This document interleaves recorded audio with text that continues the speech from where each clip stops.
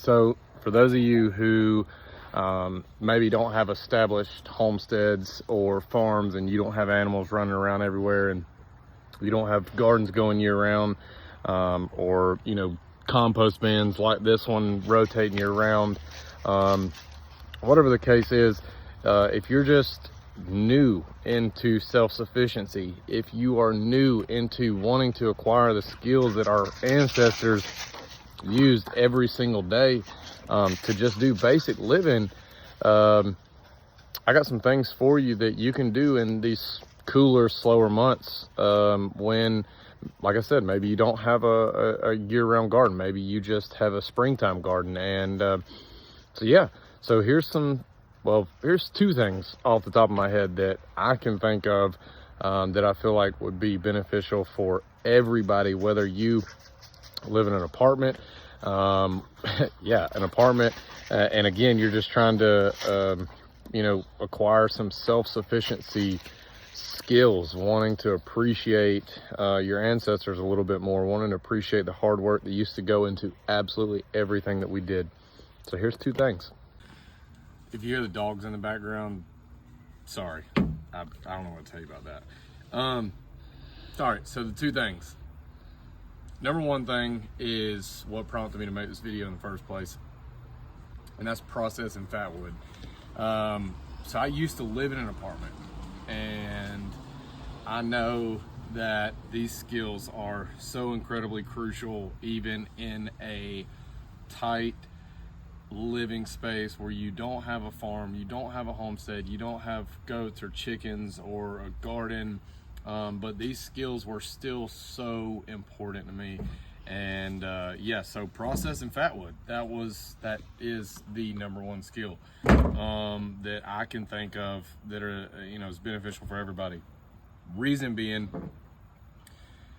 you're in the apartment, you're that guy, you live in the apartment, or that girl, and you have this skill, whether you have one of those little cookers that goes on your balcony, whether you have a fireplace that goes on your balcony. This skill is so cool, it's so paramount in the foundation of self-sufficiency, self-reliance, survival, you name it. This skill is so important. So this is a bigger piece of fat wood. I've already processed this down like twice, I would say. So the initial piece of fat wood I found in the woods, just one of the woods walks that I do, and I'll do a whole separate video on that, how to actually locate fat wood, find fat wood, whether it's on a standing tree or a fallen tree,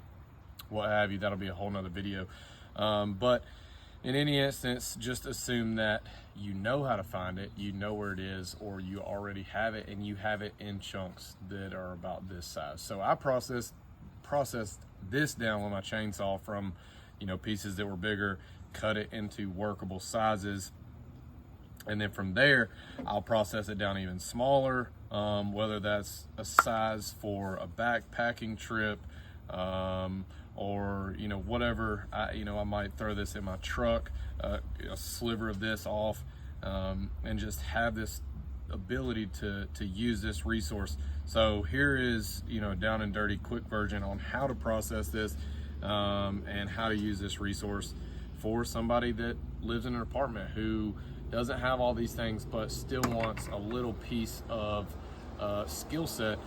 This is one. So we'll start with a bigger piece.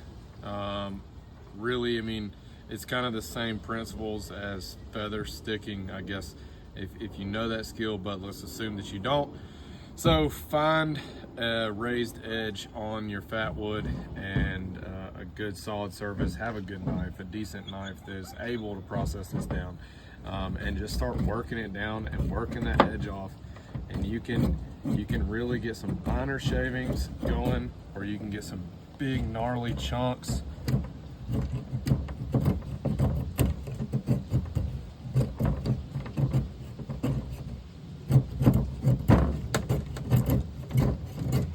And at first it's going to be kind of wonky because the sides are so uneven, but as you start to process this down and build up a flat side, you'll be able to work that a whole lot smoother. So anyway, for the sake of the video and keeping the video short, on the number one skill, this is what the product, or this is what the product looks like. This is what you're after.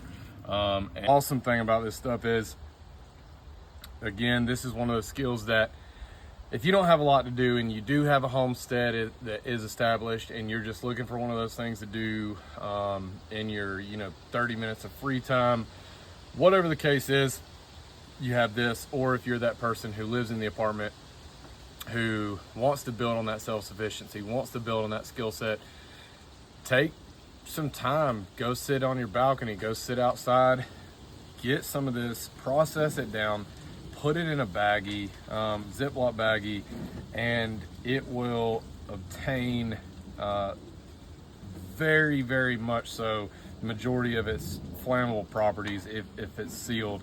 As long as it is sealed, it'll retain that those oils that are in that wood. So this is how quickly this stuff takes a flame.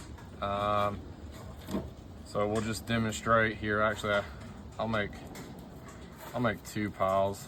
I'll make a little bit bigger pile with the bigger pieces, and I'll see if I can't get a small pile to demonstrate the flammability of it. But so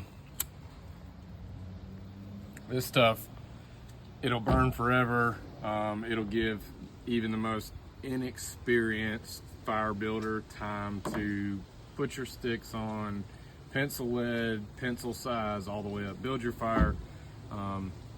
Cool skill to have, even for those people who don't have the farm, don't have the homestead, don't have the bushcraft lifestyle right on their back porch.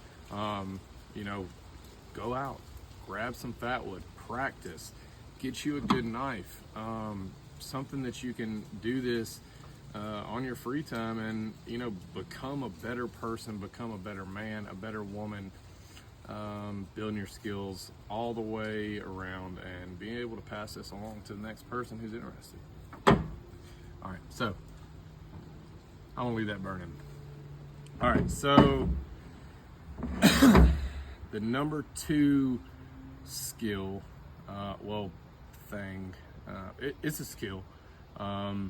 It's a newly acquired skill of mine, but this is something that I thought was really important for the person who, again, maybe you don't have the farm, the full year-round garden, but you did do a spring garden, and you got some stuff in the freezer, or you got some stuff that's canned, and you want to enjoy that at the same time of building your skill set. So let's talk about the number 2 thing, cast iron.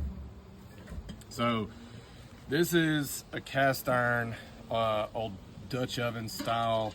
I mean, you can correct me if I'm wrong. This is what I would consider a Dutch oven, I guess, I think. Is that right? This is a Dutch oven? I believe so. Yeah. So I've worked on this one a little bit. You can see there's still tons and tons of rust that's on there. But this was actually my grandmother's, and she told me that it was her grandmother, so that would make it my great-great-grandmother's. So that's all these generations of spring garden recipes jumping into this thing, getting cooked up real good. But if it's sitting there and it's a bucket of rust, then it's just a conversation piece at best. So the other day we started cleaning up some of the cast iron to get ready to, again, be able to enjoy some of our spring harvest, be able to put some things in the pan, put some grease on it, get it in our belly, and what better way to do that than a piece of history, a piece of your family history maybe, or maybe you just picked it up at your local antique store.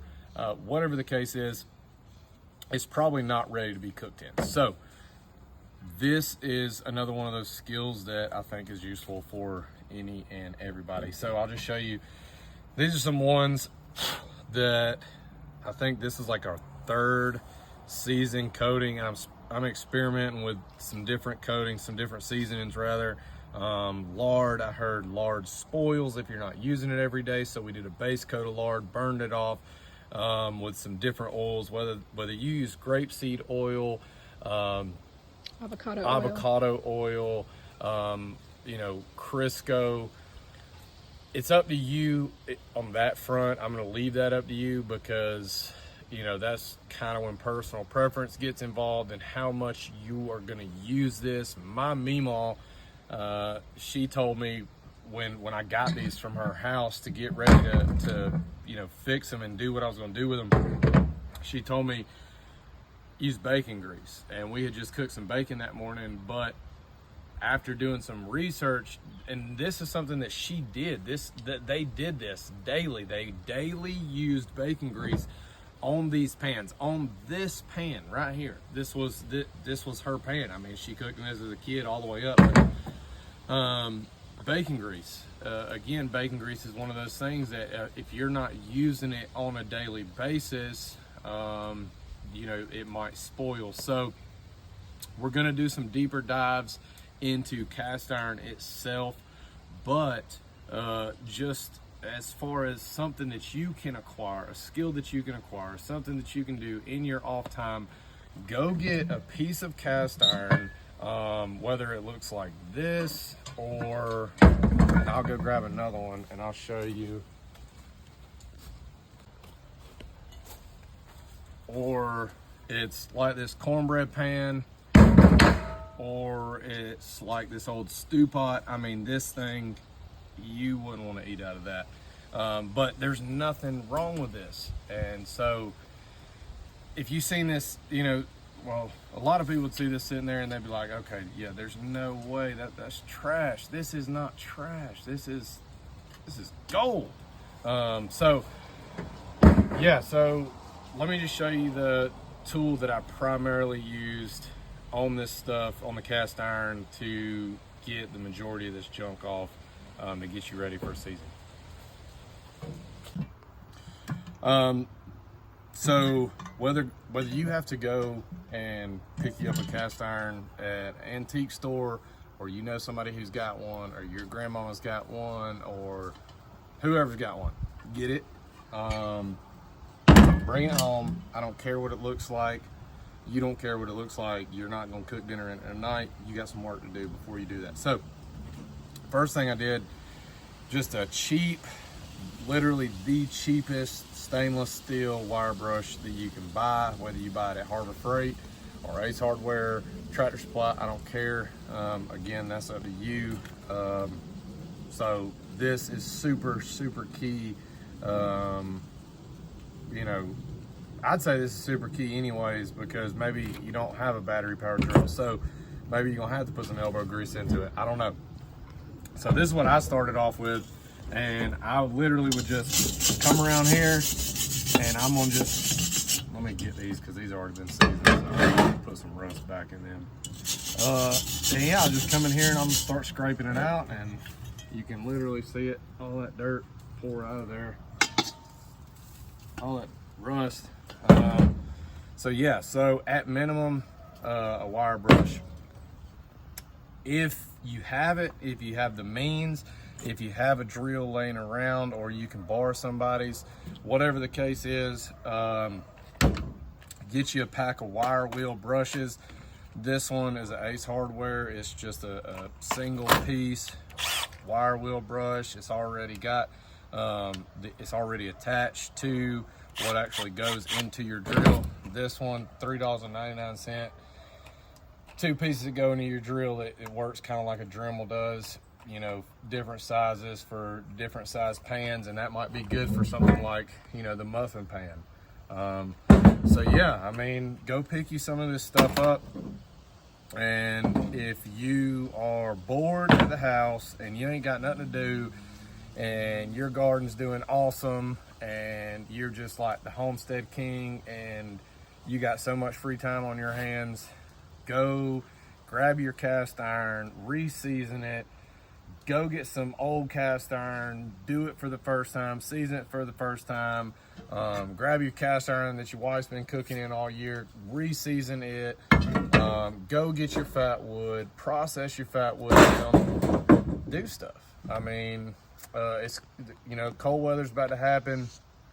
A lot of stews, a lot of chili, you know, enjoying these things that we grew, enjoying the cold weather, the camaraderie, spending time with your family, learning these skills. This is what it's all about. So maybe you learned something today. Again, I'll have a video, a whole entire separate video on cast iron restoration from start to finish, and I'll have a whole separate video on fat wood procurement out in the wild, out in the woods, and all the way down to, you know, processing it and starting a fire with it, using it for what it's, you know, what God intended it for.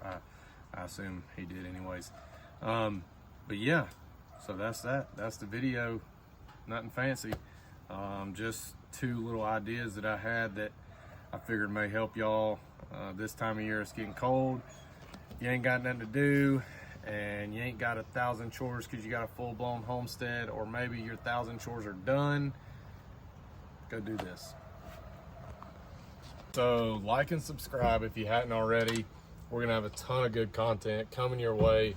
Everything from self-sufficient living, bushcraft, bow hunting, hunting in general, basic skills on building you as a man or woman to appreciate the things that your ancestors went through Monday through Sunday to live.